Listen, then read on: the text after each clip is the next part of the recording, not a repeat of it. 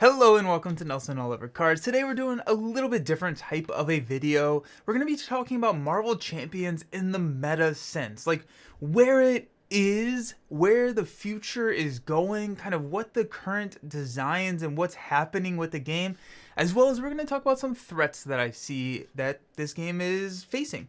And so it's going to be a little bit unscripted. It's going to be just a different video. We'll see if it even gets posted, but I guess if you're watching it, it was.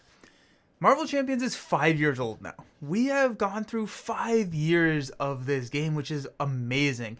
Now, I joined in about 2011, and so I've gone through not 5 years, but I've been with it for a while now, and I think the game is going very, very strong. I think the expansions have been fantastic. The designers are just firing on all cylinders, and we'll talk about designers here in a second. And I just am really, really happy with the direction and the products that we have been getting. I know people are talking about, we need less mutants, let's move away from mutants, and we're doing that. But I do like how they handled the mutants. We got X2 X-Men and the X-Force wave. I think, with licensing and how they had to kind of combine all of those, I was happy with that. I thought it told a very good narrative arc across the 3 boxes, and I think that we have a full kind of play group of mutants that we can play with now, and it's a fun archetype that we can tackle, and now we get to move into more stuff. And so I'm really happy with that. I think the game is very very healthy in that sense. The new designs, I think, are the better designs as we have gone through since the release of the game, 2018-2019 type era or type timeline. I think the designs have gotten more consistent. They've gotten better. I just put out like my ranking of the Marvel Champions expansions, and I think that Next Evolution, Mutant Genesis, those were my top couple boxes. I think that the designs are getting better. The designers know what the game is now, right? When Galaxy's Most Wanted came out, what was Marvel Champions? What was the game supposed to give? Was it going to be more of a oppressive game like Lord of the Rings? Is it going to be more narrative driven like Arkham? I feel like Marvel Champions has found the niche in the LCG space that it can occupy, and is now slotting into that very, very well. And as I'm part of the design team now. As the design team has kind of seen that growth, they've been able to understand what works for Marvel Champions and what doesn't work for Marvel Champions, and implement and improve and reiterate on the good. And now we're getting boxes like Next Evolution, and just like very, very solid boxes that are coming out. I do think that the next expansion of S.H.I.E.L.D. is a good thing for the game, right? I've heard some negativity around, why are we doing S.H.I.E.L.D.? That's such a low grade name. And I am looking at this through the lens of, that's good that it's a low grade name. It's nice that they're doing less recognizable things, because it's not like they're not going to be doing the more recognizable things, assuming all other things be equal, right? So we are going to be getting probably Defenders, F4, more Avengers. That kind of stuff I think is coming in the game. And if we were looking at crossing the finish line of this game soon, we would not be spending time on S.H.I.E.L.D. We would be spending time on pushing out some of the more recognizable names to give that evergreen, or give sales an evergreen and a higher likelihood of selling the game for as long as possible. Because most likely, whenever the game does end, and the game will end, it'll be a sad day, we're going to cry on the channel, it'll be fine. But whenever the game does end, they want to sell the game that they have designed for a long time, right? We've seen it with Lord of the Rings, the repackage with Arkham. It's not like they're never printing it again, it's over, you're never going to get it. They're going to want to have these products be sellable for a long time, so they're going to put the big names on those product boxes. That's what sells. If you're coming into the game new, you're going to probably look to see if they have your favorite hero and pick that up, right? So I think that the fact that they are going with S.H.I.E.L.D. and some of the less recognizable names are giving them space to create more interesting designs mechanically, and also knowing that we do have a long runway in order to create some of the more recognizable names in the future, like Defender. So I'm seeing Shield. I also just really like the Shield theme. I think that's kind of fun, the spy stuff. But I'm seeing the Shield box as a good thing for the game, a good thing and a healthy thing for the game, because we are getting less recognizable stuff. It means that we have longer with the game. That's how I'm perceiving it. But yeah, I think that's going to be fun. Real quick here, I'm going to talk about power creep. I have heard, talks about power creep, and I at least want to do a video on this a little bit more in depth. And so I'm not going to hash it all out right here, but power creep, I think, is not in the game. I think that we are not seeing a power creep. We are seeing a power balance, in the sense that we are becoming more consistent with the power of heroes that are being put out and less swingy, right? So if you look at the most powerful hero in the game, he came out at the game's, Doctor Strange came out before I started playing the game, right? And so it makes it kind of challenging to make the argument that, hey, there's a huge level of power creep, when most of the top 5 heroes are not within these last couple waves. And so I think what we're seeing is that variance of like your Doctor Strange to Valkyrie, like that is a large variance. We're starting to see that narrow, and we're starting to see things in like the A+ to B- kind of range, and we're staying in there. And I think that is what we want, right? I think the less wide the discrepancy is in heroes, the better. It doesn't really matter too much in a cooperative game. In a competitive game, it'd be much more important. But I do think that we're just getting more consistent, and that's a good thing. I don't think that there is a huge issue with power creep. We're still playing cards that came out in the core set. That's kind of what I'm trying to say. Speaking of the core set and the game and designers and going forward, Caleb Grace is leaving Marvel Champions. He is and has been the lead designer from the game since the beginning. I think Caleb is a fantastic designer. He's done other things with different FFG titles, such as Lord of the Rings, Star Wars deck building. Caleb's a great person. Caleb's a great designer. So I am very, very sad to see Caleb going, but there are a couple of silver linings that we have with Caleb's departure. So he did tease that we're going to have, quote, the last item on his list, because he had, all of these epic ideas to put into the game whenever he did, whenever Marvel Champions was started, that was going to be Infinity Gauntlet, along with a couple of other things. And he did say that we have the last item on his list when the final Marvel Champions product that he designed is announced. So, wild speculation time. What do we think that's going to be? I think it's going to be Defenders and Daredevil and stuff, but I'm kind of excited about what that final Swan Song box is going to be, and I'm excited to hear what you think is down in the comments. And let's add on to that wild speculation, because in the article that announced that he is leaving the Marvel Champions design team, he is staying with FFG. He's staying with Fantasy Flight, and he's working on something else at Fantasy Flight. What is it? What is he going to be working on? Let's speculate wildly in the comments, because I am sad to see Caleb leave the line.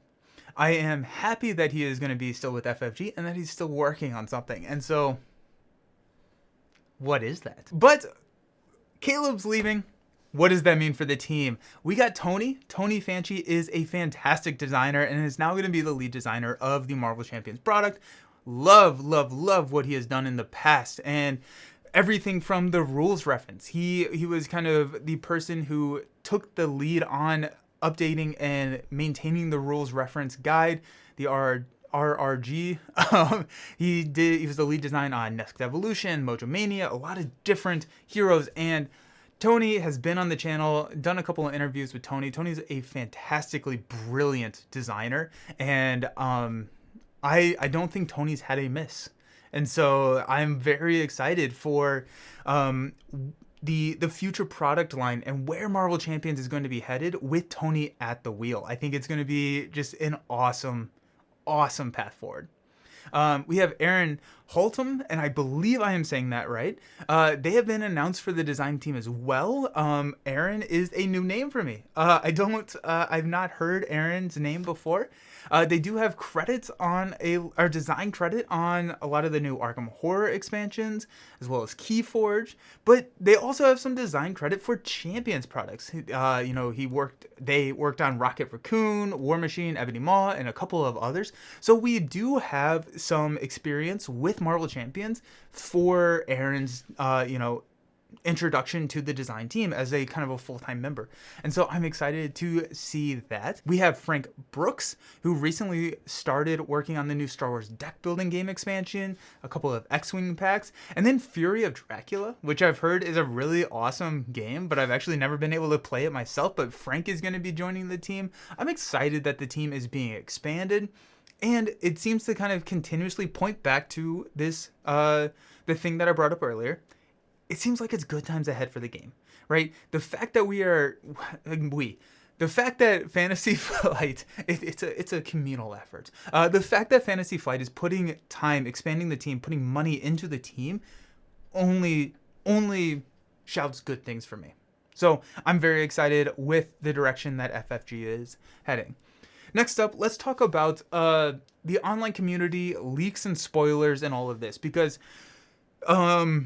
It kind of got a little weird with the Magneto spoiler stuff, and I'm not going to go too deep into it, but basically Fantasy Flight Games has upped the content creator spoiler program. I don't really know exactly what it is called, but basically Fantasy Flight Games sent out a lot of unrevealed cards to content creators so that they can allow them to spoil them for their audience, which I think is, in my completely and utterly unbiased opinion, a very good thing for the game. But if I do try and take my bias out of that thought, and I'm talking about, is this good for the game? I think it is. I think the fact that they are engaging with content creators are free marketing for Fantasy Flight Games. The fact that they are supporting them and showcase and trying to drive up and build a community around both content creators as well as just communities, right? Reddit, Facebook, Discords, all of this, I think is a really healthy thing for the game, and it shows that Fantasy Flight understands and sees the value of a community in a game like this. Card games, specifically competitive, as well as Marvel Champions, Lord of the Rings, and Arkham Horror, card games cannot exist in a vacuum. They need a community to support them, and if you don't have a community to support them, the card game will die. That's just how card games work. There's been a billion card games.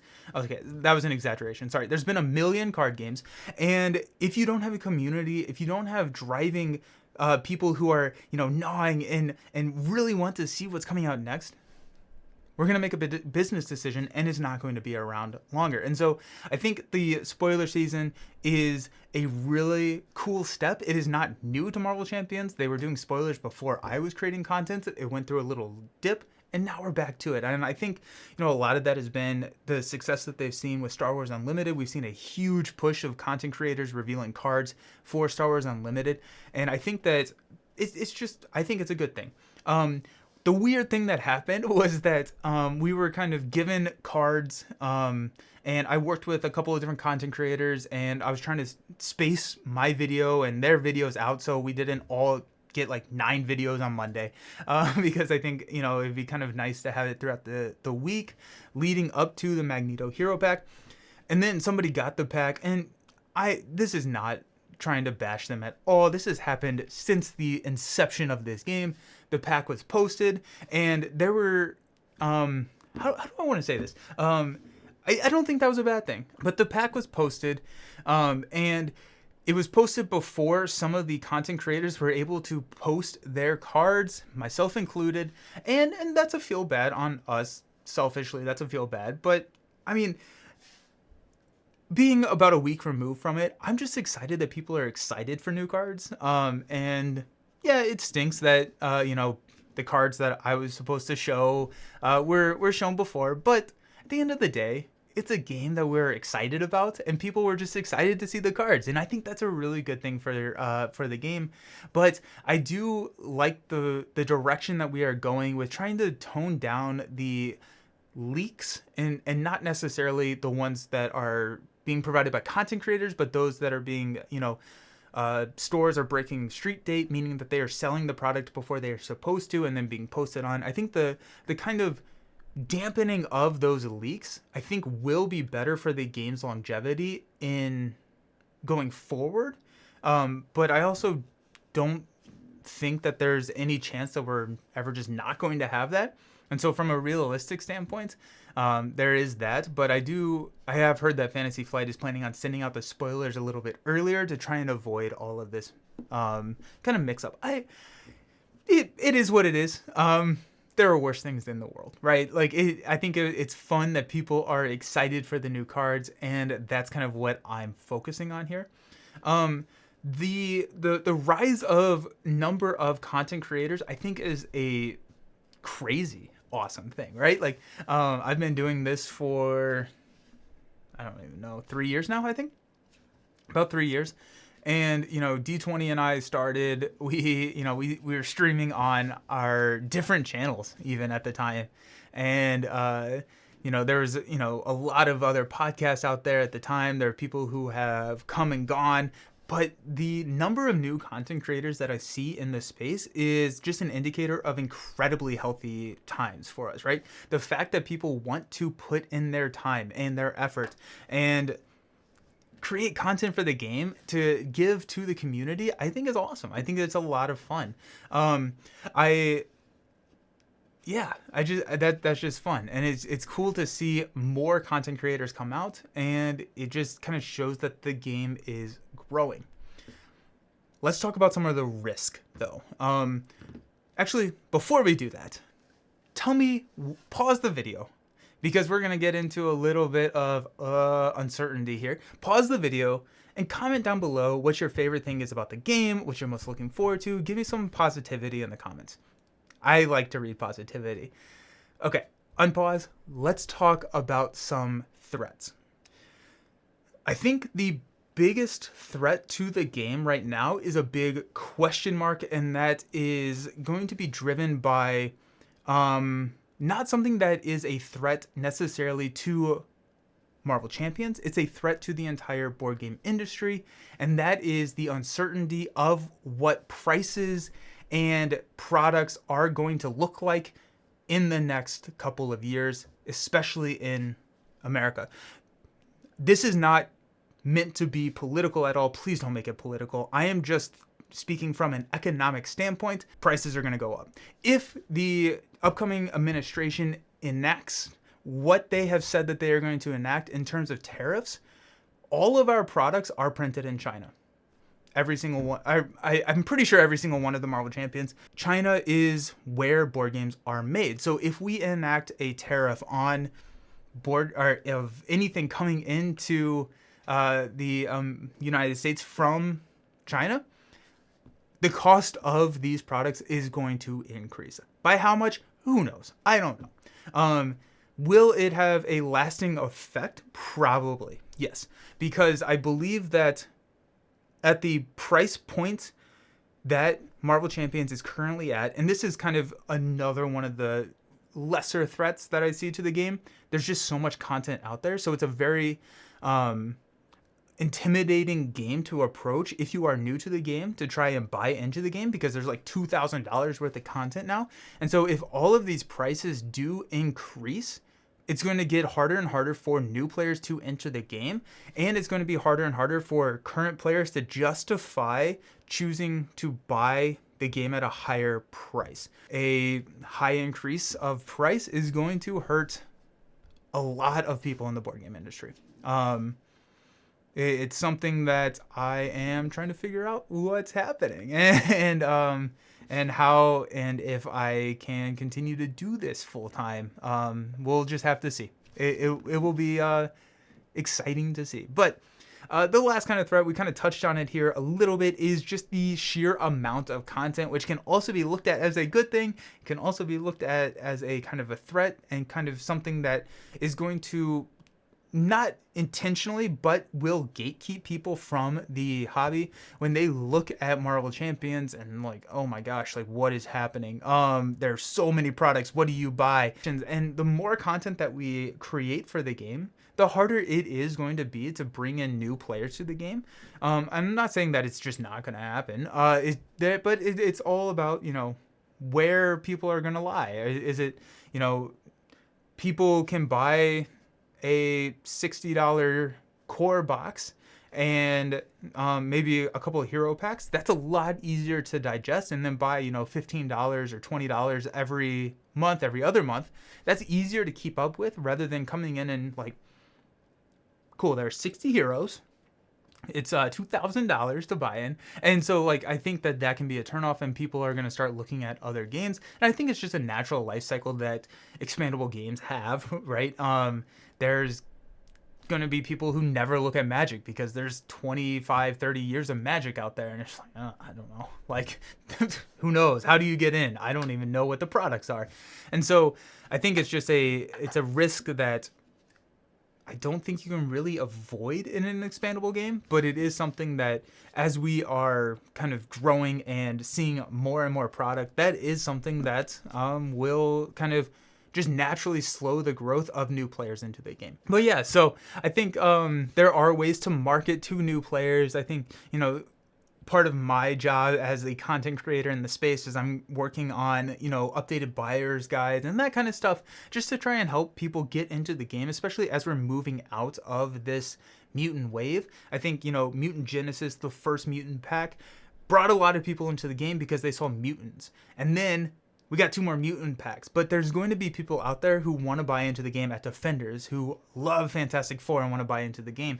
And so as we are expanding, I think one of my jobs is to help people dip their toe into the game and understand where to go once they do buy that first core set. And so I don't know. I have a buyer's guide out there. I think I will probably be doing more in the future. I have an idea of a series that kind of helps with that, but there's a lot of stuff out there, and that's a very exciting thing. And how do we help people experience what we experience? I think that's kind of what we're looking at. But that's kind of the video. I have no idea if this will get posted. We'll see in edits, but I appreciate y'all. I hope that I hope everyone has just a fantastic day, and I will see you next time. Peace.